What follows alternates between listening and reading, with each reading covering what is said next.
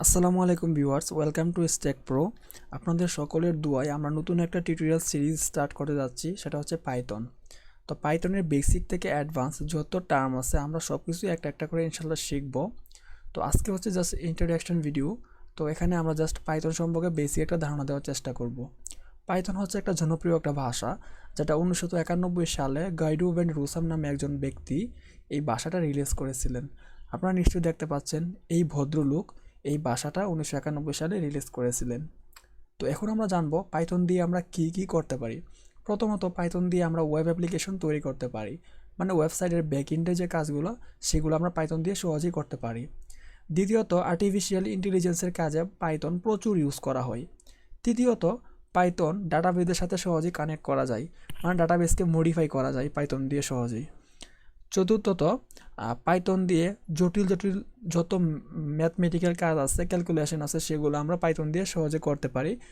সেগুলোর ক্ষেত্রে পাইথন প্রচুর ইউজ করা হয়। পঞ্চমত পাইথন দিয়ে সফটওয়্যার ডেভেলপমেন্টের কাজও আমরা সহজে করতে পারি।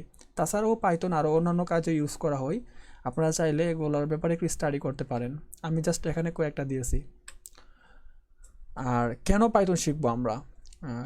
তো এখানের মধ্যে প্রথমত আমরা যে কারণে পাইথন শিখতে পারি সেটা হচ্ছে উইন্ডোজ, ম্যাক, লিনাক্স এই তিনটি অপারেটিং সিস্টেমে সহজেই এই পাইথন দিয়ে আমরা কাজ করতে পারি এবং হচ্ছে এগুলা কাজ করতে অনেকটাই ইজি। তো এটা একটা কারণ হতে পারে। দ্বিতীয়ত পাইথনের যে সিনট্যাক্স, মানে এটা অনেক গুরুত্বপূর্ণ একটা কারণ। পাইথনের যে সিনট্যাক্স এটা অনেক সিম্পল, অনেকটা ইংলিশ ভাষার মতো। ঠিক আছে, এই জন্য আমরা শেখা অনেকেই মানে প্রথম ভাষা হিসাবে পাইথনকে অনেকেই শিখতেছে, ফার্স্ট ল্যাঙ্গুয়েজ হিসাবে অনেকেই পাইথনকে শিখতেছে। তো তৃতীয়ত হচ্ছে পাইথনের যে সিনট্যাক্স এগুলো হচ্ছে অনেক সহজ এবং হচ্ছে অল্প কয়েকটা লাইন কোড লিখেই আমরা কিছু একটা করে ফেলতে পারি, যেটা অন্যান্য ভাষার মধ্যে হয় না সাধারণত। অন্যান্য ভাষার মধ্যে অনেকগুলা লাইন কোড লিখলে যেটা করা যায়, সেটা এখানে অল্প কয়েকটা কোড লিখেই এখানে এমন কিছু একটা করে ফেলা যায়। মানে অল্প কোড লিখে আপনি কিছু একটা করতে পারবেন, সেটা হচ্ছে পাইথন ল্যাঙ্গুয়েজ। তার জন্য আমরা পাইথন শিখতে পারি। চতুর্থত পাইথন শেখা অনেক সহজ, যার কারণে যেহেতু সিনট্যাক্স সহজ, ইংরেজি ভাষার মতো, সেহেতু পাইথন শেখা সহজ, যার কারণে আমরা পাইথন শিখতে পারি। পঞ্চমত Python object oriented programming language এবং ফাংশনাল ওয়েতেও এটা আপনি ইউজ করতে পারবেন।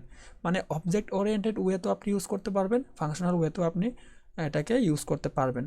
তো অবজেক্ট ওরিয়েন্টেড ওয়ে কী এবং ফাংশনাল ওয়ে কী আমরা যখন শিখবো পাইথন তখনই আমরা বুঝতে পারবো।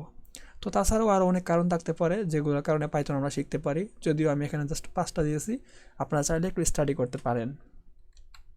তো এখন আমরা জানবো পাইথন শেখার জন্য আমাদের কি কি দরকার। প্রথমত আমাদের একটা অপারেটিং সিস্টেম লাগবে। আমি আশা করি সবারই একটা কম্পিউটার আছে। তো যেহেতু কম্পিউটার আছে, অবশ্যই উইন্ডোজ, ম্যাক অর লিনাক্স যে কোনো একটা অপারেটিং সিস্টেম আপনার পিসিতে ইনস্টল করা আছে।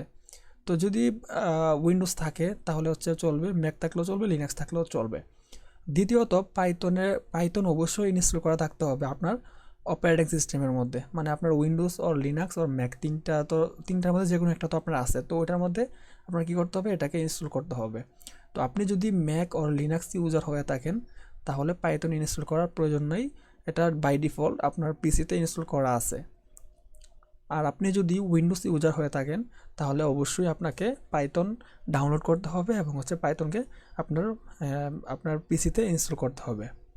তৃতীয়ত আমাদের কি প্রয়োজন? তৃতীয়ত হচ্ছে আমাদের একটা টেক্সট এডিটর লাগবে, যেখানে আমরা কোড লিখব। তো তার জন্য আমাদের একটা কোড এডিটর লাগবে। তো এ হচ্ছে আমাদের পাইথন সম্পর্কে একটা বেসিক ধারণা। আমরা আস্তে আস্তে পাইথনের বেসিক থেকে অ্যাডভান্স লেভেলে সব কিছু ইনশাল্লাহ একটা একটা করে শিখব। তো ভালো থাকবেন সবাই, আর আমার চ্যানেলটি সাবস্ক্রাইব করবেন। তো ঠিক আছে, আল্লাহ হাফেজ।